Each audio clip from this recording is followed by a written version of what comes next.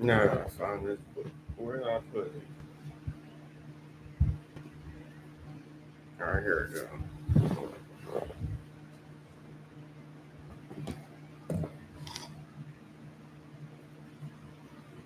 Hey, y'all.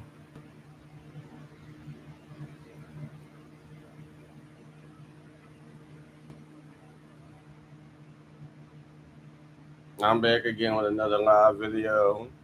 Oop. Hey, y'all. I'm back again with another live video.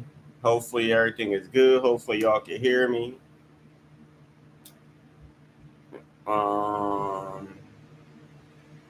so yeah, I'm back again with another live video. I know in the last video I was reading and I got a little tired. I ain't gonna lie, it was late. I got a little tired because these chapters are pretty long. Like I said in the last video, it's one thing to read a book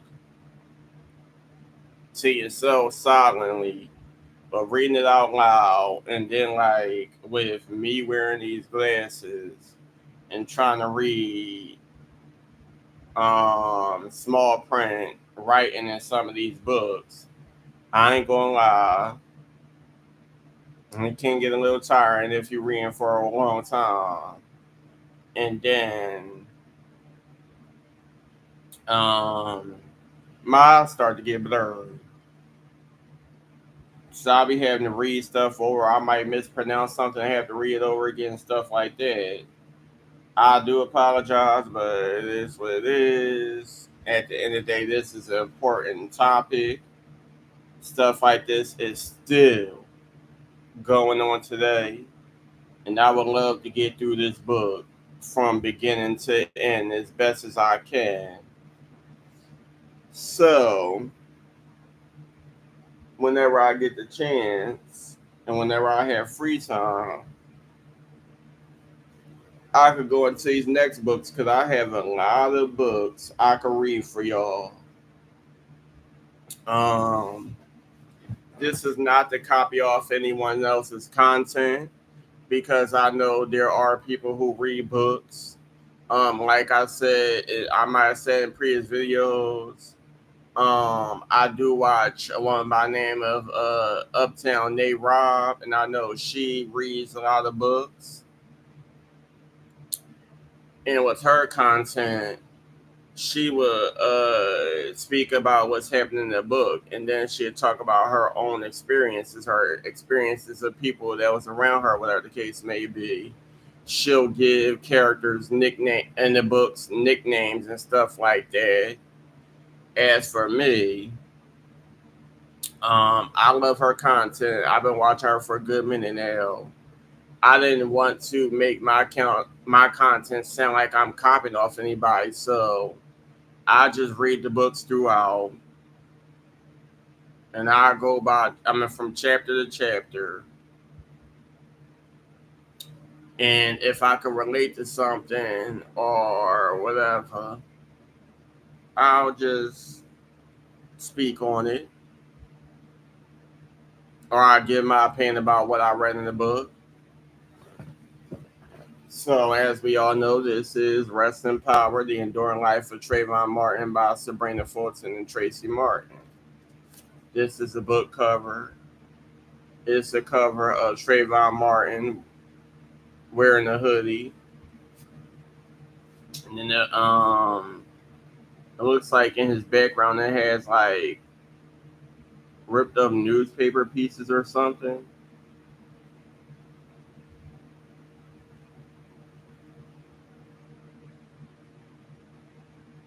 This is now a docu-series on the Paramount Network, produced by Sean Carter. We all know Sean Carter is Jay-Z.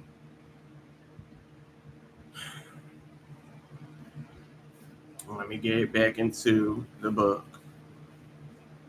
Once again, if y'all not catching up with me, y'all, anyone that decides to watch my videos, y'all will have to look through my live streams, and go back to the next. Go back to the last video I did relating to this book, so y'all can know what I'm talking about and catch up with me.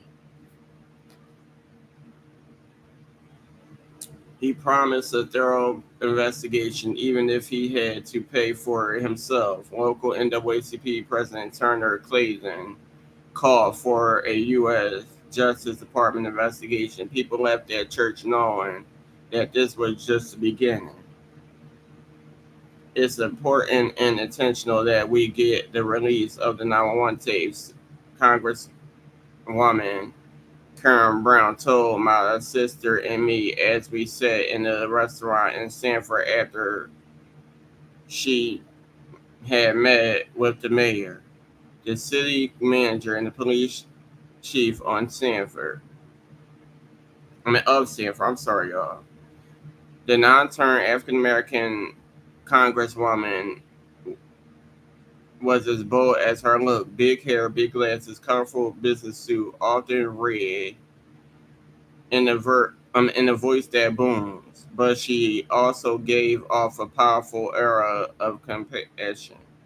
She reminded us of a fiery and undeniable aunt who was looking out for us, a fighter, but fighting for us. We were lucky to have her on our side. If anyone could convince them to release the tapes, I felt Corinne Brown could. I'm going to do whatever I need to do to try to help you and make sure you get those tapes, she said. It's not something they should be trying to conceal.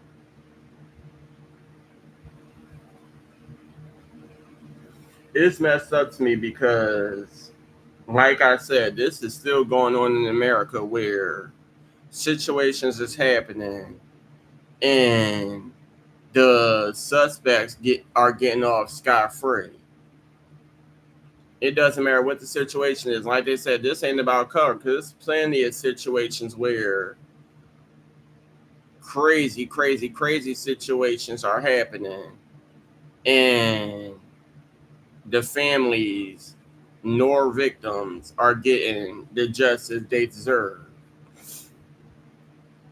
Just like what's happening, and I know this what I'm about to say ain't relatable to this situation. But just like what I'm hearing, I haven't seen any news saying so. I'm just seeing bits and pieces of people opinions on social media, but they're saying that, I guess they're saying that Diddy is not guilty or he about to get out on bail or some stuff. And Cassie wrote a letter to the judge saying that she want them to consider denying his bail because she don't feel safe and she feel like if he get out, her life is gonna be on jeopardy. Then you got people outside the courthouse pouring baby oil on themselves and a lot, like, I don't know, it's just crazy.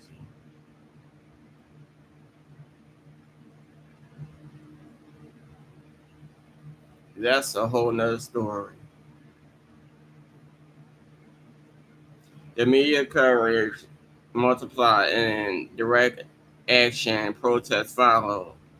On March 15th, the computer servers of State Attorney Norman Wolfinger's offices were overwhelmed by the 100,000 emails from citizens demanding the arrest and prosecution of the killer, and there was no telling how many bags of Skittles rained down on the police station and sheriff's office in Sanford after Pastor Jamal Bryant asked supporters to mail them in as a sign of protest, and Corin Brown and other officials joined our chorus, hammering away on our demand for the tapes. The same day, the killer's father delivered a one-page letter to the Orlando Sentinel in which he claimed that the media's portrayal of his son had been false and ultimately misleading, accused some individuals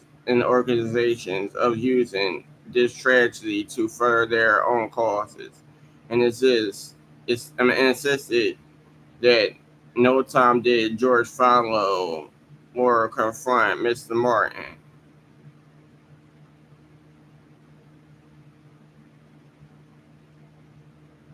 You got to be the stupidest motherfucker. At the end of the day, he was told if at no time did he follow or confront Trayvon, why is Trayvon dead?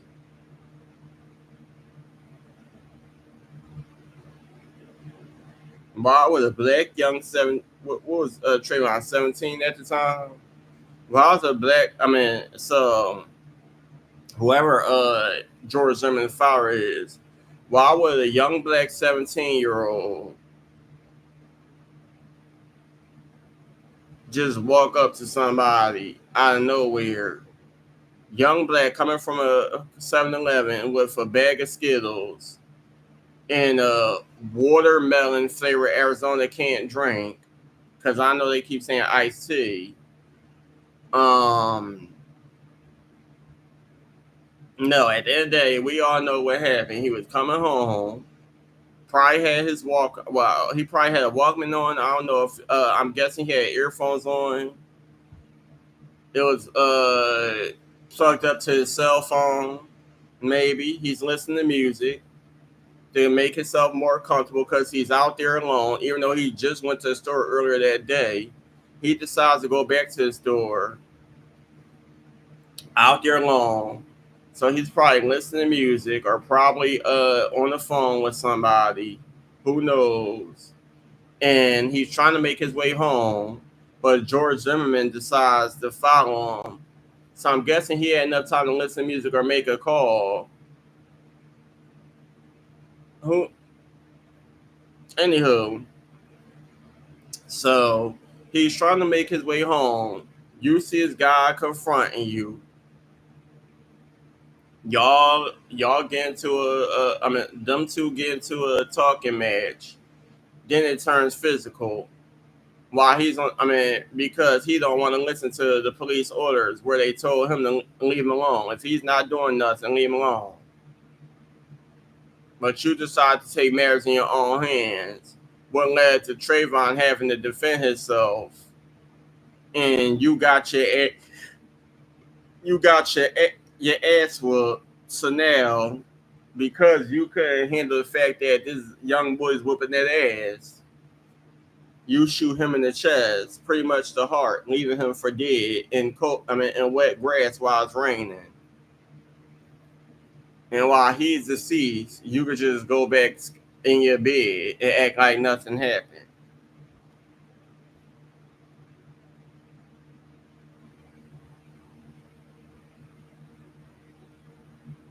That last statement, at least the part about following our son, could be tested only once we had the tapes. The killer was starting to build his own story about what happened, which he could do only because the key piece of evidence that would clarify exactly what happened was being kept from the public. We needed those tapes. I bet it was. Just like they didn't allow Tracy to identify Trayvon's body. He had to wait until the day of the funeral and go through other people to get the body sent back to where they had the funeral, because they wanted to clean up everything.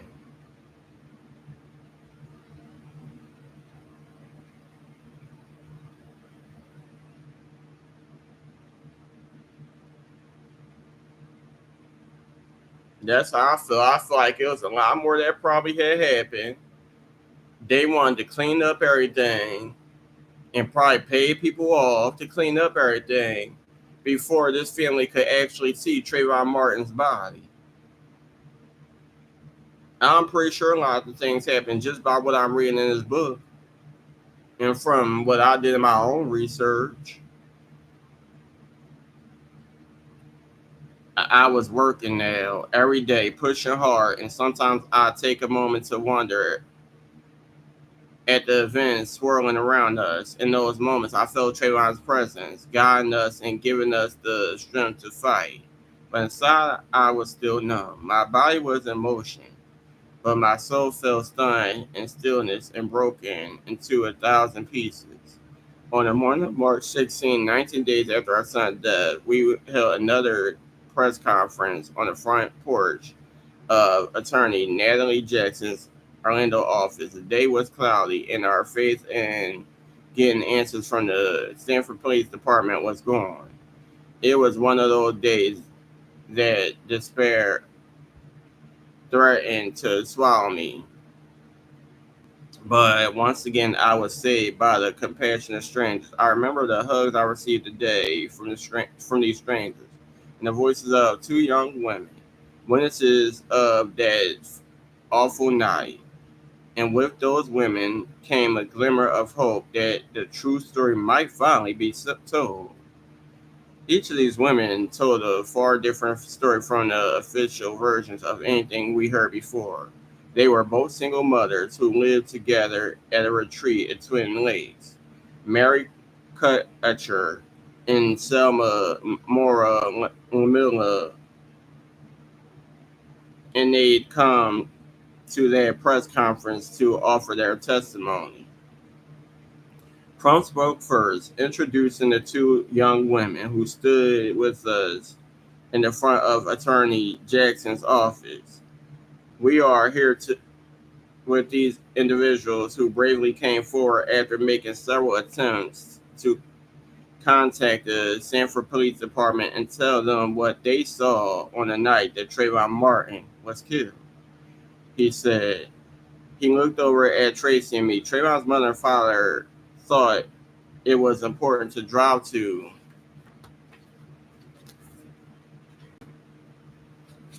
Central Florida to stand and shoulder to shoulder with these courageous women, especially in light of the attempt yesterday to intimidate them and discredit them by the Sanford Police Department, Crump said. It was a reference to a press release from the police department the previous day saying the women had made statements on local television that were inconsistent with their previous statements to police, which to Crump meant the police were calling these witnesses liars. The text of the character of these witnesses by the Stanford Police Department is further evidence of the conspiracy to cover up the killing of Trayvon Martin by only releasing parts of the investigation that are beneficial to George Zimmerman. He said the Sanford Police Department can't have it both ways. This is sad. It really is.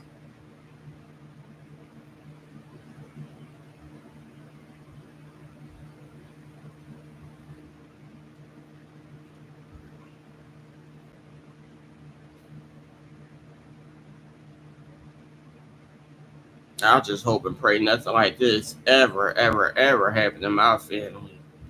Because this is a lot.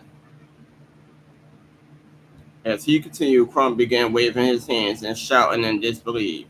They ran a background check on Trayvon Martin, the young man who was dead on the ground, but did not run a background check on George Michael Zimmerman, the man who had just shot this teenager in cold blood. What kind of police work is that? Next, a drug and alcohol analysis on Trayvon Martin, but no drug and alcohol analysis on George Michael Zimmerman. He stood back and stared at the media in shock. So you're going to do a drug and blood alcohol analysis on a dead kid, but not on the shooter. He looked over at the two women who were ready to speak about what they saw and heard on the night Trayvon was shot. We now have two witnesses who have come forward to say that it was Trayvon Martin who was the one who was yelling for help on the 911 tapes as Zimmerman pursued him. Before introducing the witnesses, Crump turned to Tracy and then me. Tracy offered some heartfelt words about how we miss our son and felt betrayed by the authorities. I always appreciated his direct demeanor. He was a truck driver, and as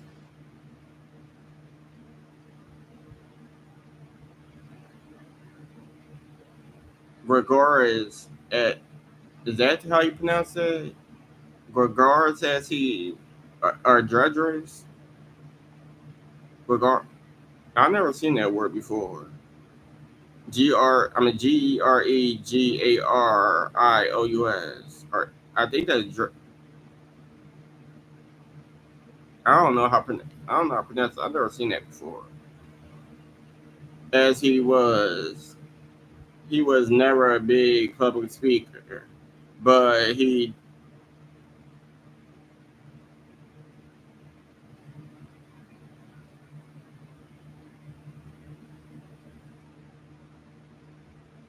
didn't hesitate to lay open his heart to the public for the sake of our son. I wanted to do the same, but it was so hard.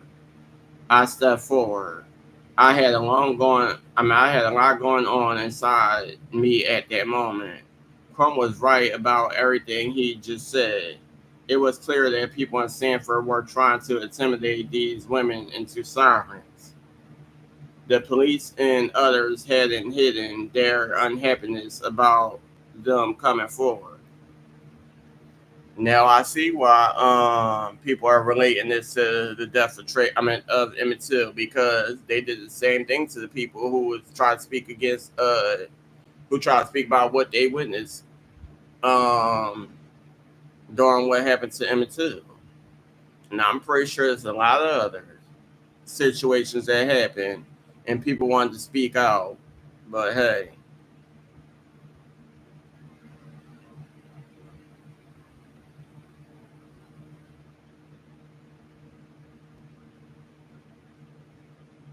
the police and others hadn't hidden their unhappiness about them coming forward. From the outside looking in, and it certainly seemed like the killer was receiving favors from the Sanford Police Department, like they were on his side. Everyone who stood up for Trayvon was setting themselves against these powerful people. Were setting themselves against these powerful people. I'm sorry, and against the police force. I felt a surge of gratitude that anyone would even try. I stand before you today to publicly thank these ladies, I said, and even as I tried to steady myself inside, I could feel myself breaking down. For helping in this investigation, I went on, and then my voice caught in my throat. Crump put his hand on my shoulder for support, and just to know that regardless of what happens, there are still good people in this world. I was sobbing again. I'm so very hurt by this whole situation. It's a nightmare. And I don't understand why this man has not been arrested, at least charged, and let a judge and jury decide if he's guilty. Excuse me. I read that like it was a question, and let a judge and jury decide if he's guilty. Thank you. I'm sorry, I'll be trying because I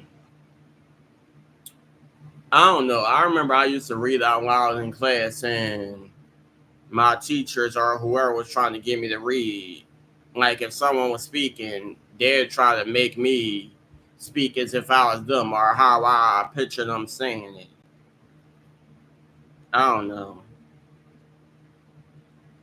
I stepped back. Gerard's hugged me. Crump came back to the microphone and introduced Mary Kutcher and Summer Mora Lamilla. I composed myself and watched them step up to the lectern.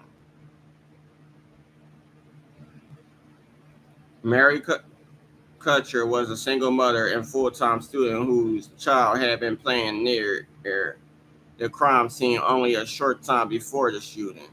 Mary and her roommate Selma were making coffee that Sunday evening when they heard the screams, then the gunshot, followed by silence. They looked outside to see the killer crouching over Trayvon's body. They told police what they experienced. A quiet Sunday night, torn apart by loud whining of a kid's voice. Then a single gunshot. They looked outside. Trayvon was face down in the grass and not moving. The killer was pacing, thinking. Mary said the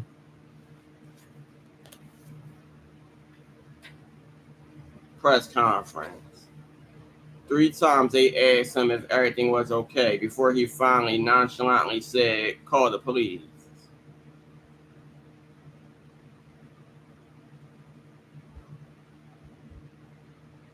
Common sense would tell you immediately he's going to be arrested. Mary Kutcher said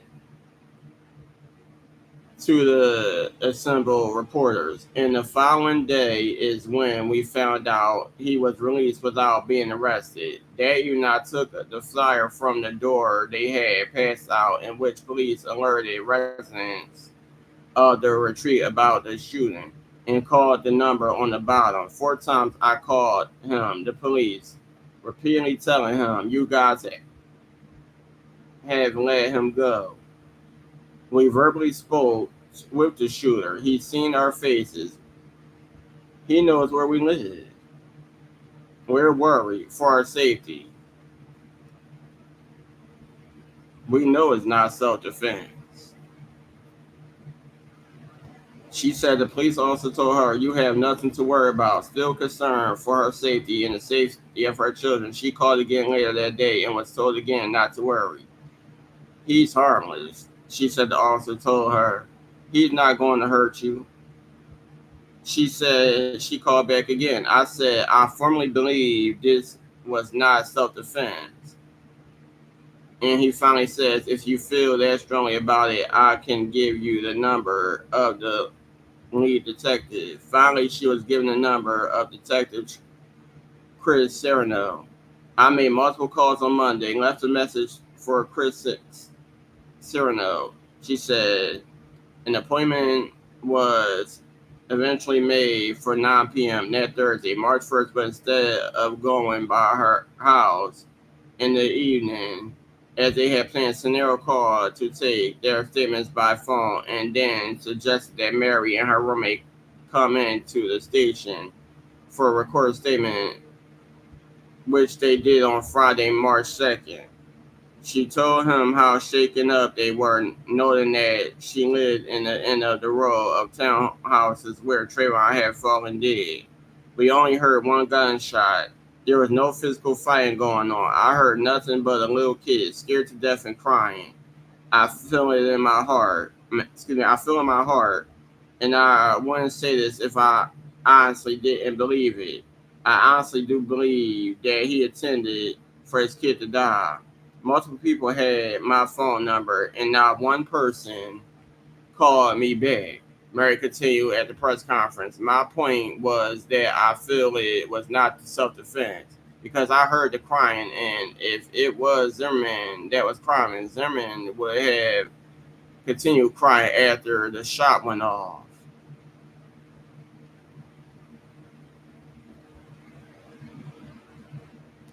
Zelma Mora Lamilla added that she was in the kitchen making coffee when she heard the night explode with violence right outside her window on what would have normally been a quiet Sunday night.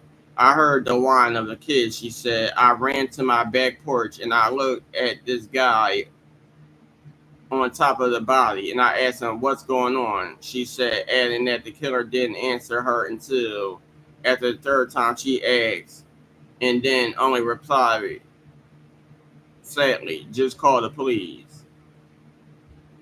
"That's exactly what we told the police 5 days after this happened," said Selma or Lamilla, beginning to cry. "I'm just trying to help. This is not something that you see every single day. To me, it has been so hard realizing that it was a body. I have never seen a dead body in my life. I stood behind these two women, mothers who bravely joined our cause. I was moved by their courage. But every detail of the shooting, every mention of my son's last cries tore at me. I stood up and felt like collapsing. My butt felt like collapsing. I'm sorry, y'all. That same day, 3 days before our demand for the release of the 911 tapes was supposed to be decided upon by the judge, the city manager, Northern Bonaparte, Bonaparte called Crump and told him that the city was going to release the tapes voluntarily. The mayor would later say he did it to keep the peace and avoid any violence that might come from protesters or others who were feeling anger around the city's stonewalling. Although violence had already been unleashed and blood spilled in his city, we were upset and angry, but the talk of violence seemed premature to me. We hadn't heard any talk of violence at this point, and if we had, we certainly wouldn't have encouraged it. Our press conference had just ended. I felt empty, drained, suddenly very tired. It was getting dark, and we were preparing to drive back to Miami. Then one of the attorney's cell phones rang. It was the city manager. Come to the mayor's office and listen to the tapes, he said. Me personally, this is just me. This is just my opinion. I don't know what happened unless I read the books or watch the court videos or whatever, or do my research on whatever when it comes to Trayvon Martin and what happened. But me personally, as I'm reading, I feel like all of this was a cover up. I feel like they tried to take parts out of the tapes. I feel like they tried to cover up stuff, and that's why Tracy Martin couldn't identify the body at first. I just feel like a lot was going on, and they was trying to do whatever they could to cover their asses. I don't know.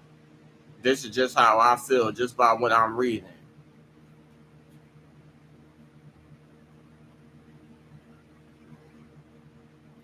We immediately drove over to Sanford City Hall, which houses the mayor's and city manager's office. City manager Norman Bonaparte met us at the back door and took us to the mayor's office. We were told that Chief Lee wanted to say something to us. We said we would rather not speak to him, and we asked that the uniform police what we asked that the uniform police that were in the building keep clear of the area where we would be listening to the tapes. We didn't want to see them either. These were the men who allowed the killer of our son to go home and sleep in his own bed while Trayvon left the crime scene in the body bag headed for the morgue. It was somewhere between 6 and 7 p.m. when we walked into the mayor's office. Tracy Gerards and I and other family members, our attorneys Compton Jackson and the media consultant Ryan Jillison. We met Mayor Jeff Triplett and City Manager Norman Bonaparte for the first time. Hello, I'm Mayor Jeff Triplett, he said, greeting us. He seemed sincere and aware of how difficult this was going to be for us. Everybody come in and have a seat. We filed into a row of chairs set up behind his desk, facing his desktop computer. The mayor expressed his condolences and told us that he was going to play the tapes for us and then allow us to rewind and listen to them for ourselves. I feel personally,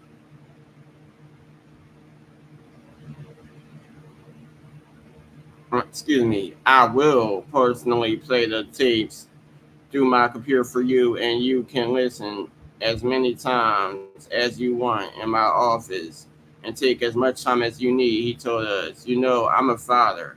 I can't imagine the pain and anguish of what you are getting ready to hear. He said. The mayor hit play and we began listening. My heart felt heavy as I braced myself as is. for a hurricane of pain. But I had to listen. The 911 callers were on his report, were on his computer, so we could easily play them as many times as we wanted. As soon as the first recording started, I thought even one time might be more than I could handle. Sanford Police Department said the male dispatcher, "Hey, we had some break-ins in my neighborhood, and there's a real suspicious guy. Uh, is Retrieve View Circle," came a voice of the neighborhood watch volunteer. "The best address I can give you is 111 Retrieve View Circle. This guy looks like he's up to no good, or he's on drugs or something. It's raining, and he is just walking around looking about." "Okay, and this guy, is he white, black, or Hispanic?" the dispatcher asked. "He looks black."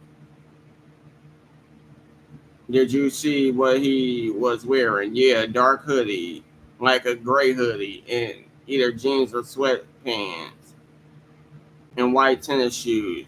He's here now. He's just staring." "Okay, he is just walking around the area?" asked the dispatcher. "Looking at all the houses," said the watchman. "Now he's just staring at me." It's 101. It's 111 Retrieve You or 111, asked the dispatcher. "That's the clubhouse," said the watchman. "He is near the clubhouse right now?" "Yeah. Now he's coming towards me," he said. "He's got his hand in his waistband, and he's a black male." The dispatcher asked, "How old would you say he looks?" "Late teen. Something is wrong with him." "Yup, he's coming to check me out. He's got something in his hands. I don't know what his deal is. Just let me know if he does anything, okay?" said the dispatcher. "How long until you get an officer over here?" "Yeah, we got him on the way. Just let me know if this guy does anything else." "Okay," said the watchman. These assholes, they always get away.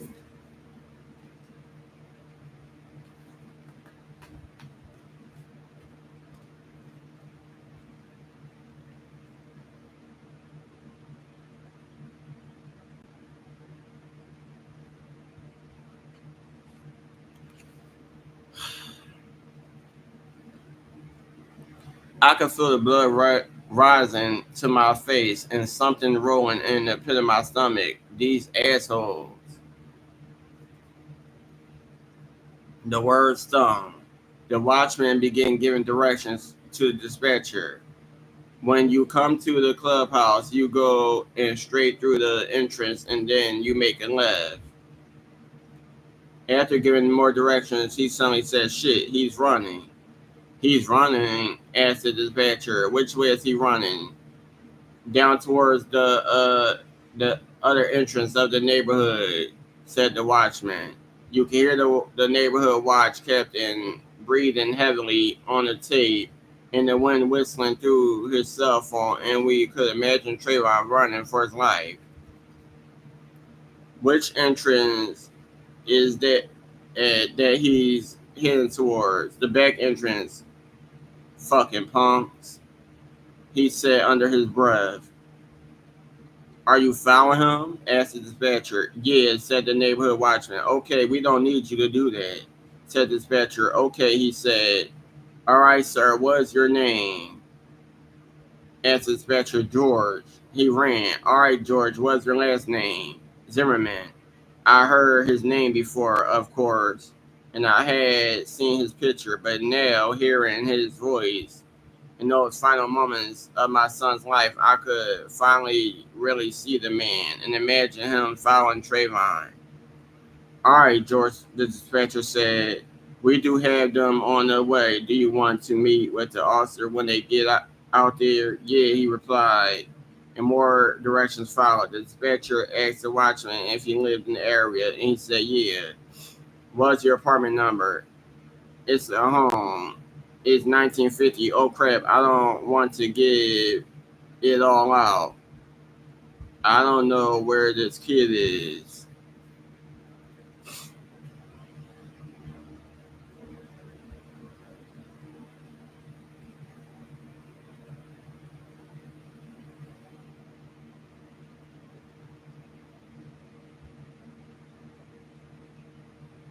Back and forth, we went on the opening section of the recording, playing it again and again, as if we might be able to rewind the tape all the way back to the beginning and, through some miracle, bring Trayvon back.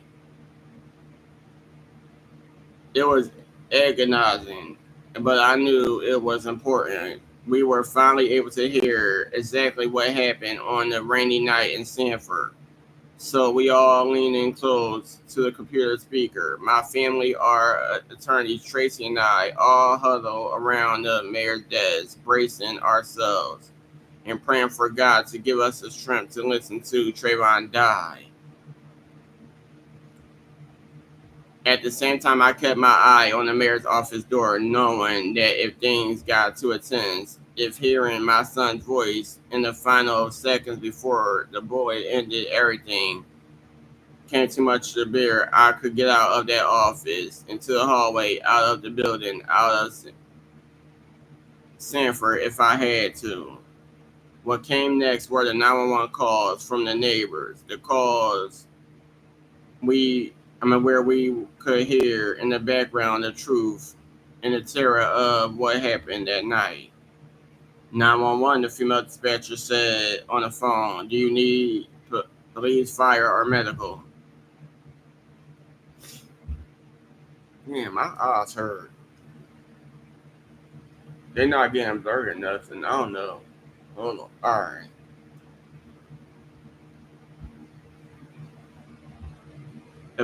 The woman's voice came on the line. Maybe both, she said. I'm not sure. There's just someone screaming outside. Okay, what's the address that they're near? Asked the dispatcher. But the address couldn't be heard on the tape. And is it male or female? It sounds like a male, said the neighbor. And you don't know why? Asked the dispatcher. I don't know why. I think they're yelling help, but I don't know. But send someone quick, please. Does he look hurt to you? Asked the dispatcher. And we could hear the screams in the background. I can't see him. I don't want to go out there. I don't know what's going on. So tell them to come now. The male voice said. A male voice said in the background.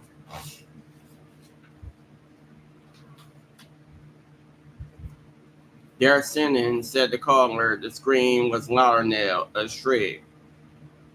So you think he's yelling help? Asked the dispatcher. Yes. She said, all right, what is your...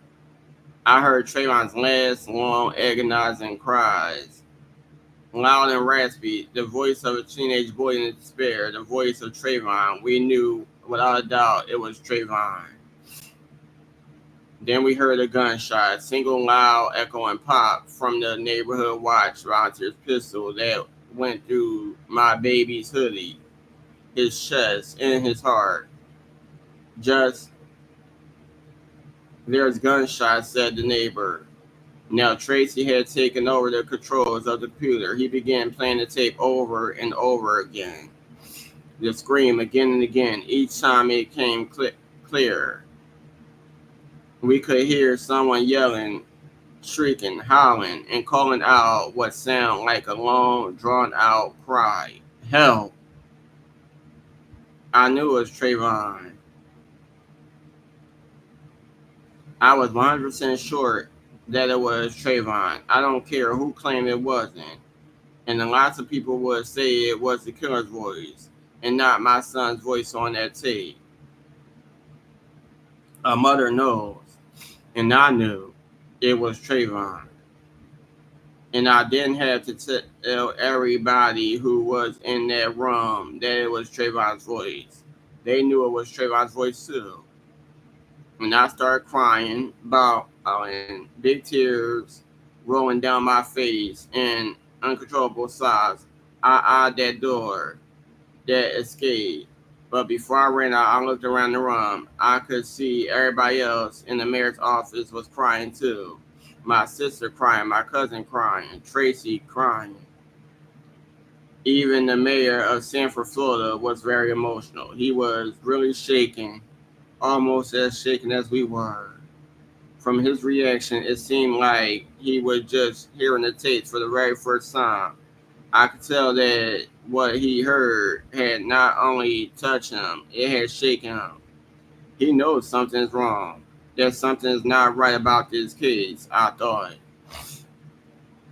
Did you just say gunshots at the dispatcher? Yes, how many? Just one. The neighbor also muttered, then apparently turned to her son, saying, "Get in here now." And I felt my heart break again at the sound of the mother extensively protecting her son. Because with that single static muffled echoing pop, I knew that my own son was dead. I don't hear him yelling anymore. Do you hear anything? The dispatcher asked.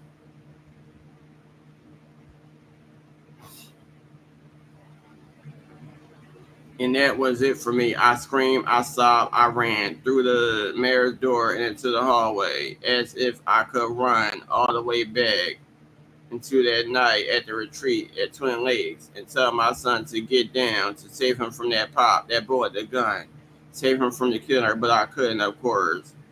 So instead, I collapsed on the couch in Sanford's City Hall.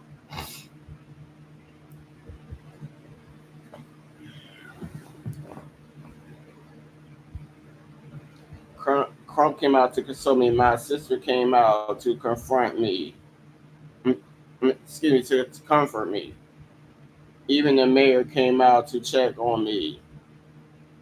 Jack Triplett was working for the city. He had to stand with his team, but the kindness he showed us made a big difference at that time. He not only let us listen to the tapes, he'd gone one step further. We saw the human side of our laws. He saw the human side of our laws. He saw our case through the eyes of a parent, not as a white parent or a black parent, just a parent. I'm so very sorry for your family, he said. Sorry for what happened to your son.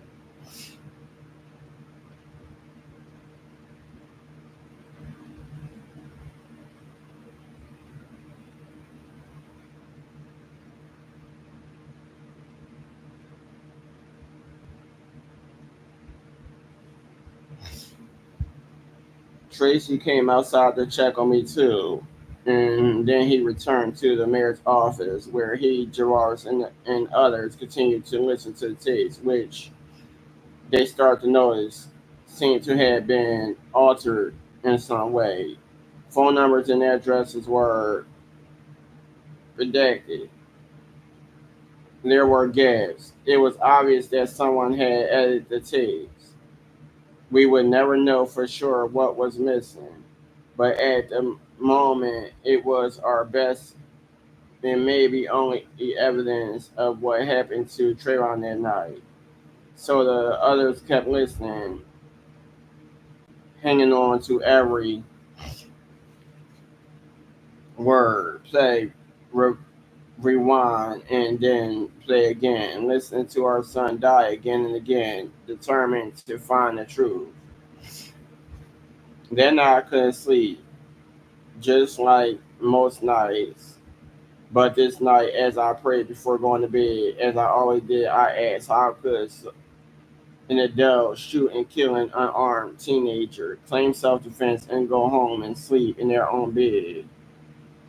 Who could be so heartless?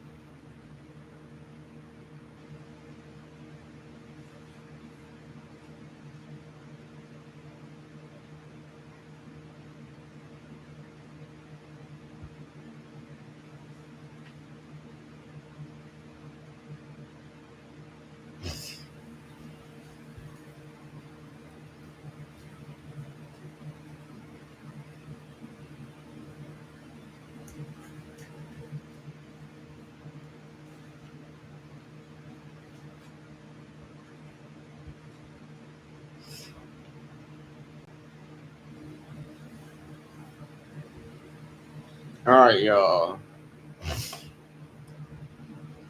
So I'm gonna come back a little later because, like I said, some of these chapters be short, some of these chapters be long.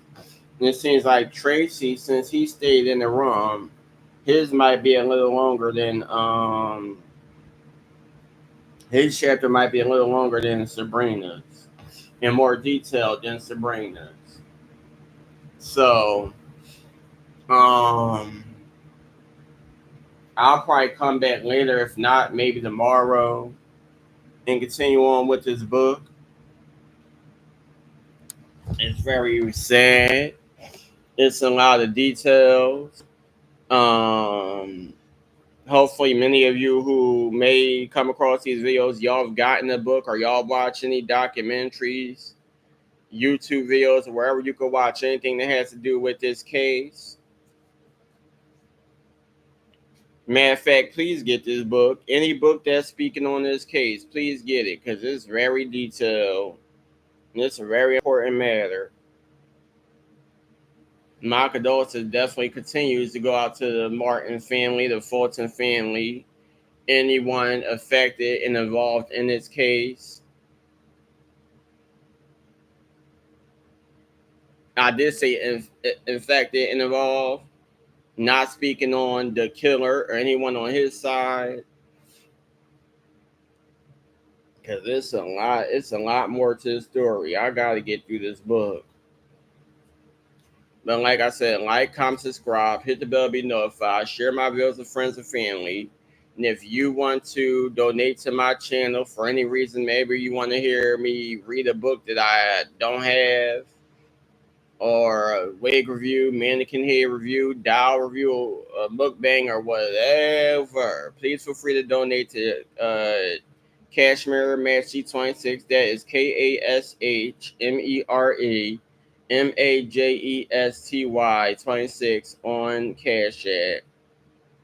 All donations is appreciated. You don't have to. It's just if you want to be a loyal supporter.